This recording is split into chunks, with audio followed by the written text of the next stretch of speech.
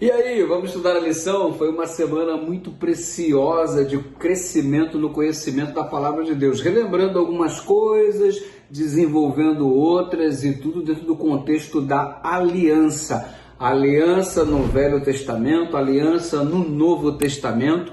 E olha, a salvação sempre pela graça. E a graça de Deus para suprir a deficiência humana em conseguir guardar, em observar a lei. Ou seja, em Cristo Jesus temos a nossa fragilidade resolvida. Afinal de contas, a justiça dele é imputada sobre nós. E olha, tem um texto aqui na lição de sexta-feira que falou muito profundamente ao meu coração e eu quero dividir com você.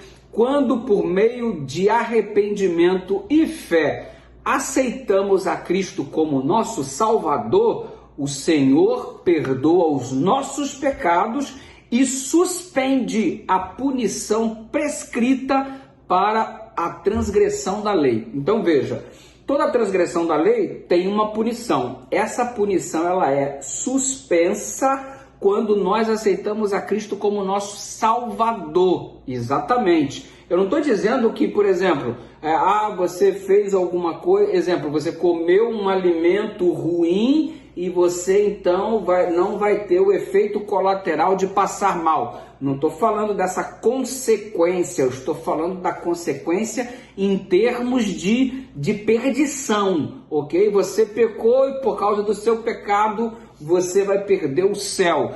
Esse perder o céu é suspenso quando você, pela fé, com arrependimento, aceita Cristo como seu Salvador.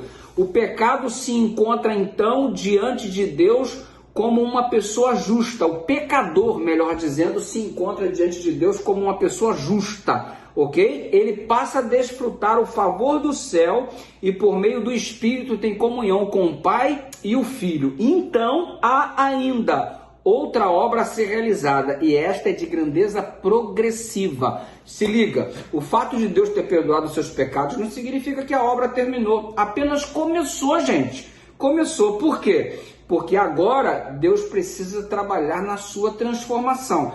Eu menti, me arrependi, pedi perdão. Deus cancelou o meu pecado, agora Ele vai trabalhar em mim para que eu pare de ser mentiroso. Exatamente. Agora, a Bíblia está dizendo, bem como a declaração de Ellen White, que o processo de transformação é progressivo. Você não é transformado do dia para a noite, mas você é transformado de glória em glória. Então se liga, antes você contava 3 mentiras, depois 2, depois 1 e depois mais mentira nenhuma. Você é uma nova criatura. As coisas vão acontecendo progressivamente. Ou seja, cada um de nós estamos numa etapa de desenvolvimento. Exatamente. Você acabou de nascer no reino de Deus. Você é uma criança, um neófito, acabou de nascer. Significa que você vai ter um procedimento de maturidade como aquele que já está na fé há 30, 40 anos?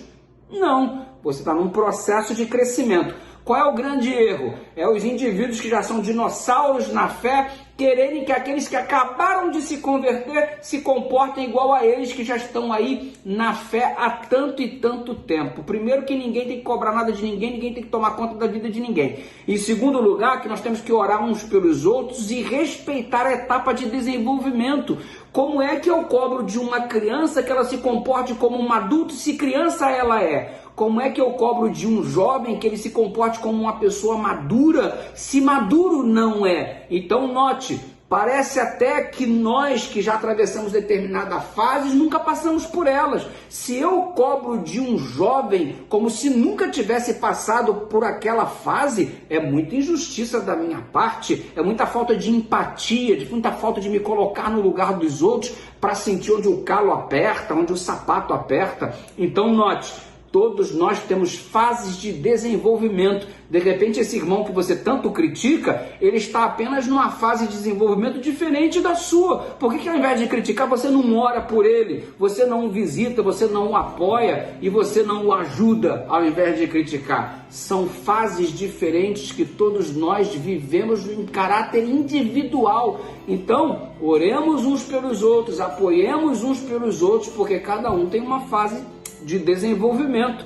Uns acabaram de nascer agora, outros são meninos na fé, outros são adolescentes na fé, jovens na fé, outros já são adultos na fé, outros estão bem maduros. O que só não pode acontecer é entrar em estado de putrefação. É isso aí. Que Deus abençoe o desenvolvimento de todos nós e que todos nós tenhamos os nossos pecados cancelados pelo sangue de Jesus.